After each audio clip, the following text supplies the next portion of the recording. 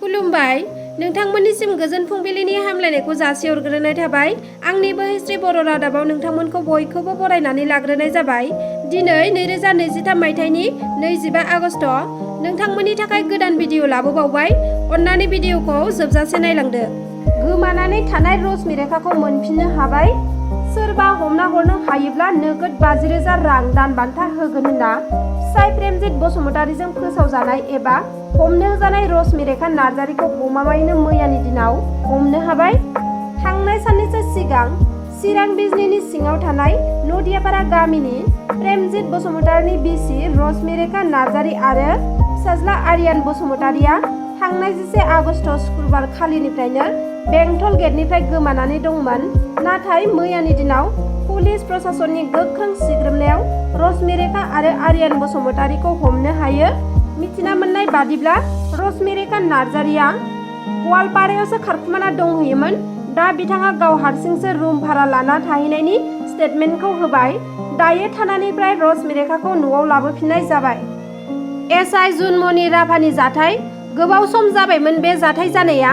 दायो खौरां मोननाय बादिब्ला सिबिआइनि दोलोआ गिबि गसरनि अजद एबा चार्जसिटखौ होबाय। लखिमपुर सदर थानायाव गसरखौ होदोंमोन। दायो सिबिआइआ नायबिजिरनानै 4 दायनिगिरिफोरनि मुंखौ फोसावना होदों। बिसोरनि मुंफोरा जादों नूर मोहम्मद, अजीजुर रहमान, रियाजुल इस्लाम आरो मजिबुर रहमान। मख'जाथावदि जुनमनि राभाया थैनायनि उनावनो गोबां गोजौ थाखोनि अफिसारफोरनि मुङाबो ओंखारदोंमोन बे जाथायजों सोमोन्दो थानो हागौ होननानै। लोगोसे नंखाय सना, नंखाय रां बायदिबो फालांगिनि गोबां खौरां ओंखारदोंमोन। गोबां सुबुंफोरानो जुनमनि राभाखौ बुथारनाय जाथायसो होननाबो बुंखादोंमोन। नाथाय मा जाथाय जामारामोन बेखौ उनावसो मिथिना मोनसिगोन। मबाइलनि थाखाय सासे कलेजाव फरायबाय थानाय सिख्लाया गावनि बेसेन गोसा जिउखौ गावनो फोजोबना लादों। महाराष्ट्र रायजोनि सिङाव थानाय जेन्डाचक ओनसोलाव सासे 19 बोसोर बैसोनि कलेजाव फरायबाय थानाय सिख्लाया गोबाव सम मबाइलजों नांथाबनानै थाबाय थानायनि थाखाय गावनि असे बिमाजों रायजानानै गावनि जिउखौ गावनो फोजोबदों। थैनाय हिनजावसानि मुङा जादों रेनुका प्रमद काले। बिफा थैजानाय रेनुकाया गावनि बिमा सिमाजों थायोमोन आरो बिमाया दखान होना जायोमोन। बिमानि रायनायखौ सहायनो हायिनि रेनुकाया गावनि जिउखौनो फोजोबना लादों। दुलाराय फरायसा आफाद, सरकारि आयुर्वेदिक कलेज आरो हस्पिटाल गुवाहाटीनि बानजायनायाव क'क्राझार फरायसालिमायाव बेसेन नाङै सावस्रि सिबिथाय बादा हाबाफारि लादों। बे हाबाफारियाव एबसुनि गाहाय दिपेन बर', बिटिसिनि गाहाय प्रमद बर' बिथांजों लोगोसे गुबुन गुबुन बिबानगिरि बिथांमोनहाबो बाहागो लादों। बे हाबाफारियाव बाहागो लानानै बिथांमोनहा फोरमायथिदों दि बे हाबाफारियाव 3,000निबो बारा बेरामिफोरा बेसेन नाङै सावस्रि फाहामथाय लादों, जेराव गामि ओनसोलनि बेरामिफोरानो बेसेन नाङै चेकआप खालामनानै होनायजों लोगोसे टेस्ट खालामनाय आरो मुलिबो होनाय जादों होननाबो फोरमायथिदों। गामि ओनसोलनि गोबां सुबुंफोरा रां गैजायैनि थाखाय फाहामथाय लानो हाया, जायनि थाखाय बेरामा गाज्रिनिफ्राय गाज्रिसिन महर लायो होनना फोरमायथिदों।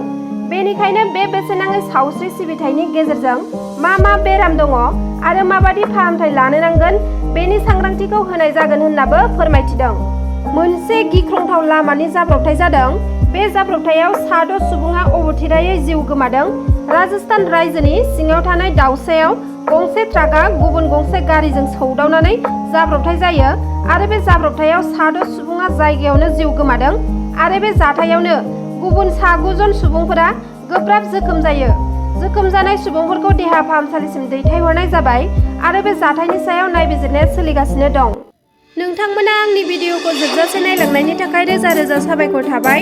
आरो जुदि नोंथांमोना आंनि भिडिअखौ नायनानै मोजां मोनोब्ला अन्नानै लाइक, शेयार, साबस्क्राइब खालामनानै हो, जाहाथे आं गोदान भिडिअ आपडेट लाबोनो थाखाय थुलुंगा मोनो। एसेनोसै, गोजोन्थों।